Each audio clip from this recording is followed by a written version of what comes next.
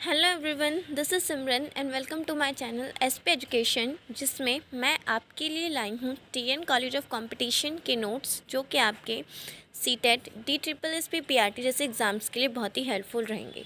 So guys, आज का जो हमारा टॉपिक है वो है heredity and environment. Meaning of heredity. Heredity, it refers to a biological mechanism as a result of which the child gets something from his ancestral stock through his parents. मतलब doctor S के मंगल हैं, doctor मंगल S के, इनके according इन्होंने ये कहा है कि जो हेरिडिटी है वो एक बायोलॉजिकल मैकेनिज्म है जिसमें बच्चा अपने पेरेंट्स के थ्रू एंसेस्टर्स की कुछ क्वालिटीज़, उनका बिहेवियर, उनकी फ़िज़िकल फीचर्स जो है वो बच्चे में मतलब ट्रांसफ़र होते हैं पेरेंट्स के थ्रू। ठीक है, अब आगे देखते हैं। Nature of heredity two types की होती है, मतलब इसके टू एस्पेक्ट्स होते हैं। एक होता है फिज़िकल हेरिडिटी एंड दूसरा होता है साइकोलॉजिकल हेरिडिटी। फिज़िकल हेरिडिटी क्या होता है? It includes the entire physique of the individual, that is size, form, appearance, colour of the skin, eyes and muscles etcetera.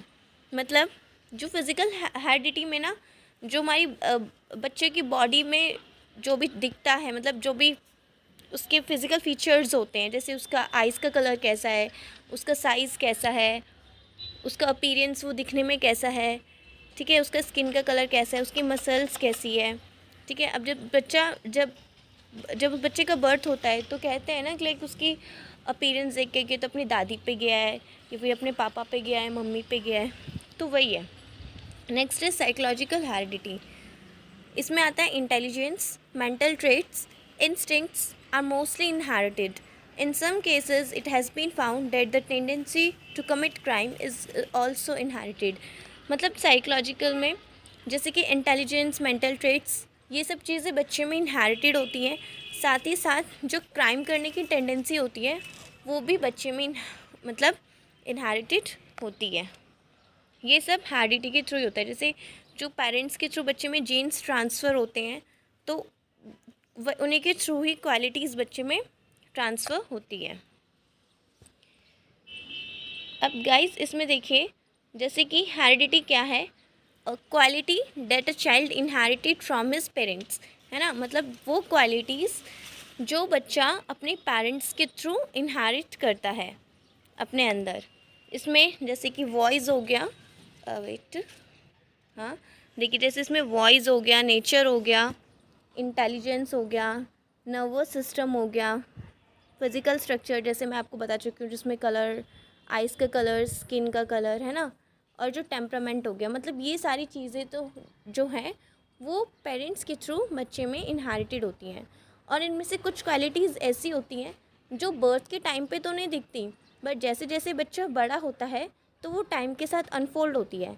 जैसे मान लो, जैसे बच्चा बर्थ के टाइम पे उसके फ़िज़िकल फीचर्स तो दिखते हैं, ठीक है, कि वो दिखने में कैसा है, बट जैसे जैसे बच्चा बड़ा होता है, जैसे मान लो कोई बच्चा बहुत गुस्सा करता है, ठीक है, अब वो बर्थ के टाइम पे नहीं नज़र आया, बट वो बच्चे के बड़े होने के बाद नज़र आया, तो हम तो जैसे किसी कह दिया कि बिल्कुल ऐसे गुस्सा करते हैं जैसे इसके पापा करते हैं। तो मतलब इसमें क्या है कि उसके जो पापा के क्वालिटीज़ है वो उस बच्चे में यहाँ पे ट्रांसफ़र हुई है। ठीक है, तो वही है कि टाइम के साथ अनफोल्ड होते हैं, और अनफोल्ड का मतलब जो समय के साथ जो कैरेक्टरिस्टिक्स निकल कर आते हैं।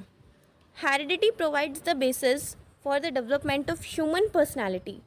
ये लाइन इम्पॉर्टेंट है कि जो हेरिडिटी है ये एक बेस प्रोवाइड करती है बच्चे के डेवलपमेंट के लिए, ठीक है, उसकी पूरी पर्सनैलिटी के डेवलपमेंट के लिए एक बेस प्रोवाइड करती है। And heredity is what a person is born with.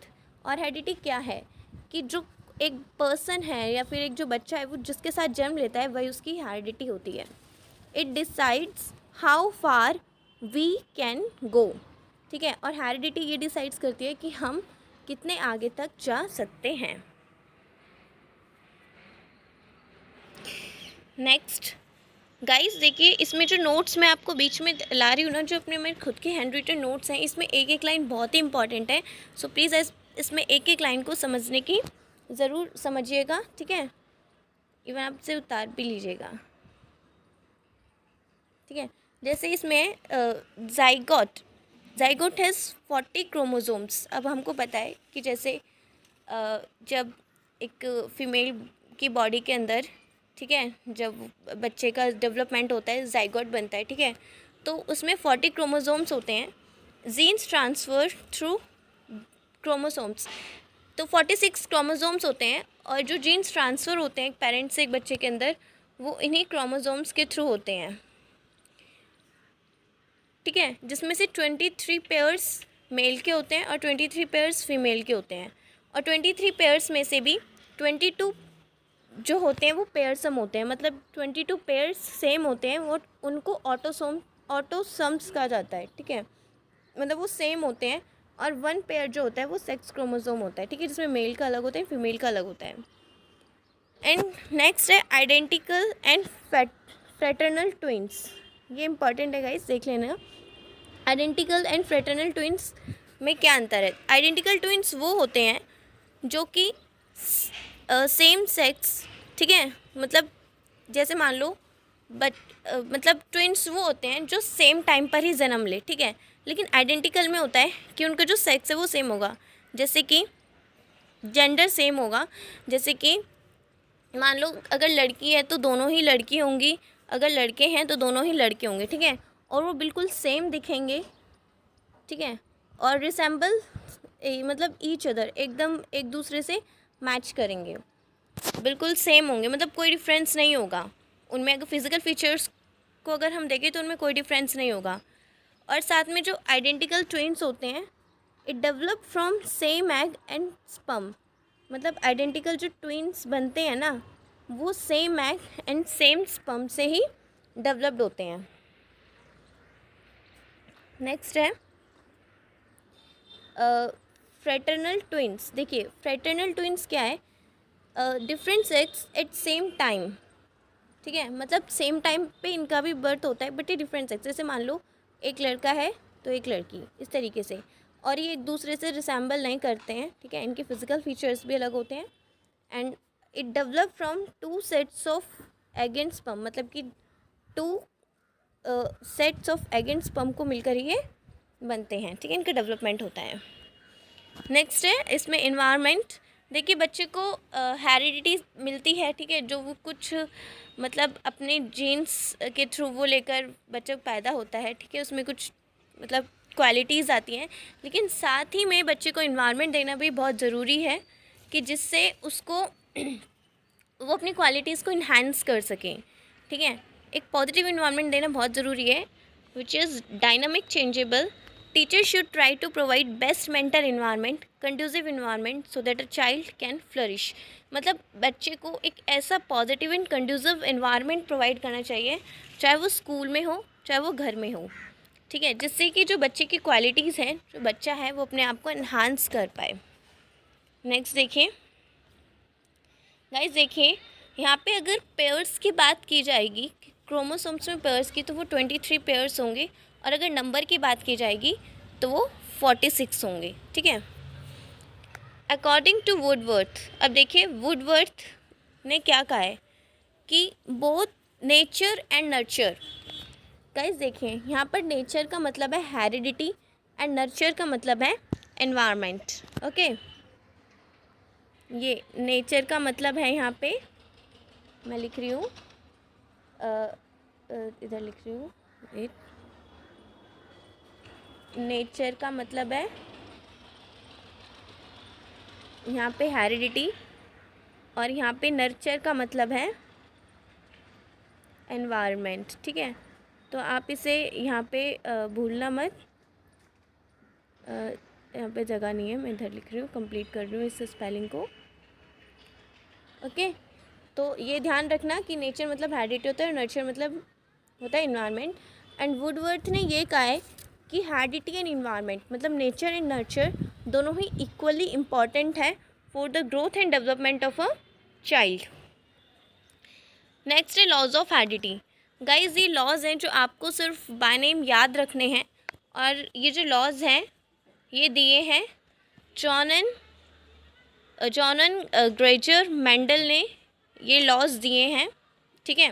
वैसे इन्होंने 3 लॉज दिए थे, प्रोपाउंडेड 3 लॉज ऑफ हेरिडिटी, जिसमें फर्स्ट 3 दे रखे हैं ना, लॉ ऑफ सेग्रीगेशन। मैं आपको देखो दिखा देती हूँ, जैसे कि यहाँ पे ये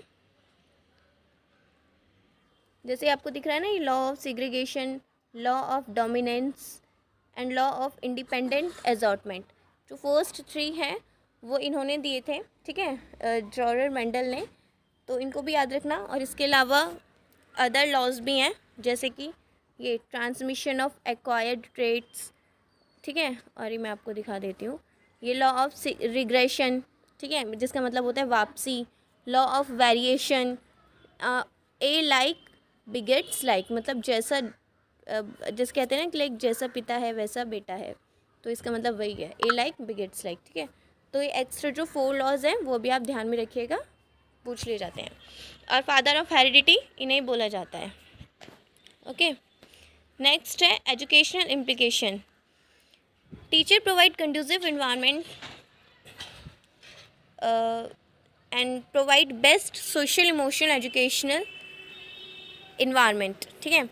मतलब कि ये घर में भी हो, स्कूल में भी हो, कि बच्चे को कंड्यूसिव इन्वायरमेंट मिलना बहुत ज़रूरी है, जहाँ पे उनका प्रॉपर सोशल डेवलपमेंट हो सके, इमोशनल डेवलपमेंट हो सके एंड एजुकेशनल डेवलपमेंट भी हो सके। और एजुकेशन डेवलपमेंट तो स्कूल में होता है। सो development is complex interplay between heredity and environment, ठीक है। ये लाइन इम्पॉर्टेंट है guys, this line is important, कि जो डेवलपमेंट है वो हेरिडिटी एंड इन्वायरमेंट के बीच में, मतलब कि जो डेवलपमेंट है ना वो इन दोनों के बगैर नहीं है, वो हेरिडिटी एंड इन्वायरमेंट को ही मतलब इक्वली इम्पॉर्टेंट है बच्चे के डेवलपमेंट के लिए, ठीक है। That's why it's a complex interplay between heredity and environment. चलिए आगे चलते हैं। अब यहाँ पे इन्वायरमेंट के बारे में हम पढ़ेंगे थोड़ा। देखिए, environment, the word means all the surrounds that a child from the time of her birth onwards till her death। मतलब कि environment का मतलब यहाँ पे ये दिया गया है कि वो सारी चीज़ें, जैसे ही बच्चा जन्म लेता है तो जन्म के तुरंत बाद और जब तक उसकी डेथ नहीं होती तब तक जो भी उसके आसपास जो सारी चीज़ें रहती हैं वो उसके इन्वायरमेंट में आती है, ठीक है। यहाँ पे देखिए वुडवर्थ ने जैसे कि एनवायरनमेंट को, हेरिडिटी को मीन्स नेचर एंड नर्चर को इक्वली इम्पॉर्टेंट बताया था। प्लस इन्होंने इन्वायरमेंट की एक डेफिनेशन भी दी थी, जो कि ये है, the environment is everything that affects the individual except his genes, ठीक है। तो गाइज ये जो है ना डेफिनेशन, ये आप याद रखिएगा, क्योंकि ऐसी डेफिनेशन देके पूछ लिया जाएगा कि डेफिनेशन किसने दी है। कि वुडवर्थ ने ये कहा है कि इन्वायरमेंट वो सब कुछ है जो इंडिविजुअल को अफेक्ट करता है, बस उसके जीन्स को छोड़कर, ठीक है, जो कि उसके पेरेंट्स से उसे मिले हैं। अब नेक्स्ट है टाइप्स ऑफ इन्वायरमेंट। देखिए, इन्वायरमेंट 2 टाइप्स के होते हैं, एक होता है फिजिकल इन्वायरमेंट, एक होता है मेंटल इन्वायरमेंट, ठीक है। और इन्वायरमेंट 2 तरीके से बच्चे को मिलता है, एक जब वो बच्चा माँ के गर्भ में होता है, ठीक है, यानी कि इंटरनली, और एक बच्चा जब माँ के गर्भ से बाहर आता है तब उसे जो इन्वायरमेंट मिलता है। तो physical environment, it includes all the physical features that have an effect on the individual, the land, the climate, the temperature of the place, food, shelter, clothing and other resources. देखो, जैसे कि मैं आपको यहाँ पे समझा रही हूँ, बच्चे जैसे माँ के गर्भ में होता है, अगर माँ को प्रॉपर न्यूट्रिशन मिले, ठीक है, उसे प्रॉपर क्लाइमेट मिले, टेम्परेचर मिले, प्रॉपर फूड मिले, प्रॉपर शेल्टर, क्लॉथिंग मिले, तो वहाँ पे बच्चे का जो अंदर डेवलपमेंट होगा वो बहुत ही अच्छे से होगा। सेम ऐसे ही बाहर आने के बाद अगर बच्चे को ये सारी फैसिलिटीज़ मिलती है, ठीक है, एक उसे अब आसपास का इन्वायरमेंट बहुत ही अच्छा मिलता है, तो भी उसका डेवलपमेंट बहुत ही अच्छा होगा। देखिए ये लिखा है ना, resources which make a comfortable living is a which make for a comfortable living is a part of this environment। मतलब जो कि बच्चे को एक कंफर्टेबल कंफर्टेबिलिटी प्रोवाइड करेगा, ठीक है, जो कि इसके इन्वायरमेंट का ही पार्ट है, ठीक है। और मैं जैसे कि आपको बता चुकी हूँ कि फिज़िकल इन्वायरमेंट वो भी होता है in which the mother lives while the child is in her वॉर्म। जब बच्चा माँ के गर्भ में होता है तब जो माँ को फिज़िकल इन्वायरमेंट मिल रहा होता है वो भी इनडायरेक्टली बच्चे के ऊपर असर करता है। नेक्स्ट है मेंटल इन्वायरमेंट। मेंटल इन्वायरमेंट में देखिए ये भी सेम दोनों तरीके से, बच्चा जब माँ के गर्भ में है तब मतलब उस होम इन्वायरमेंट कैसा है, माँ को कैसा मिल रहा है, तो वो भी डायरेक्टली इनडायरेक्टली उसको अफेक्ट करेगा। और जब बच्चा बाहर आ रहा है तब उसको होम इन्वायरमेंट या फिर उसका आसपास का सोशल इन्वायरमेंट, उसको स्कूल में कैसा इन्वायरमेंट मिल रहा है, वो सब बच्चे के ऊपर अफेक्ट करेगा।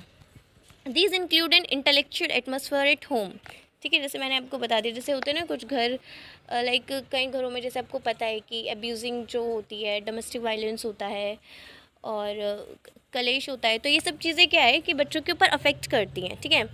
ए healthy and intellectual atmosphere at the school and its various constituents just like library, common room etcetera, ठीक है। कई बार स्कूल में भी बच्चों के साथ ऐसे इंसिडेंट हो जाते हैं जिससे कि बच्चों के ऊपर असर पड़ता है, उनके ऊपर मेंटली एंड इमोशनली उनके ऊपर असर पड़ता है। तो स्कूल में भी जो वहाँ का इंटेलेक्चुअल एटमॉस्फेयर है वो भी बच्चे को अच्छा सा प्रोवाइड किया जाना चाहिए कि जिससे मतलब बच्चे का जो बच्चा है वो प्रॉपर उसकी ग्रोथ एंड डेवलपमेंट हो सके।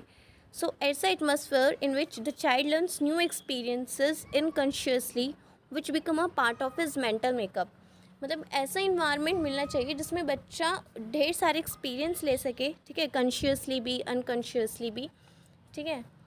और वो जो बच्चा एक्सपीरियंसेस लेता है, जो भी वो गेट करता है, वही जो है उसी से उसका जो कॉग्निटिव डेवलपमेंट होता है, ठीक है। तो बच्चे को ज़्यादा से ज़्यादा एक्सपीरियंसेस मिले, ज़्यादा से ज़्यादा सीखने को मिले, अच्छी बातें सीखने को मिले, सब पॉजिटिव एंड कंड्यूसिव इन्वायरमेंट बच्चों को प्रोवाइड करना चाहिए।